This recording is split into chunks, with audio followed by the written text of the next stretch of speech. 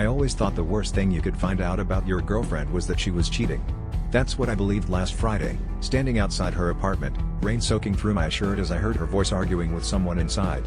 She'd been distant for weeks, taking calls in the bathroom, canceling plans with last-minute excuses, and I'd convinced myself she had another guy on the side.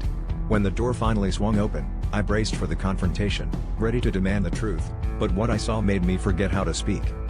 There she was, hair wild, face flushed, and standing next to her was my mother, my actual mother, looking just as shocked to see me.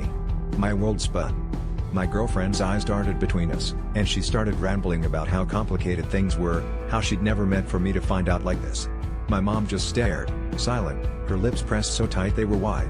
I kept thinking maybe I'd misunderstood, maybe this was some sick joke, but the way they stood together, close, dense, told me everything I needed to know. The truth spilled out in pieces, ugly and jagged. They'd met years ago, long before I even knew my girlfriend, and reconnected by chance after we started dating. What began as an affair had turned into something real, so real, in fact, that they'd gotten married in secret. Every late-night work trip my mom took, every weird excuse from my girlfriend, it all made sense in a way that made my stomach turn. I'd spent months worrying about some faceless rival, never dreaming the real betrayal was tangled up in my own family. I couldn't decide who I hated more, my girlfriend for lying, or my mom for keeping me in the dark.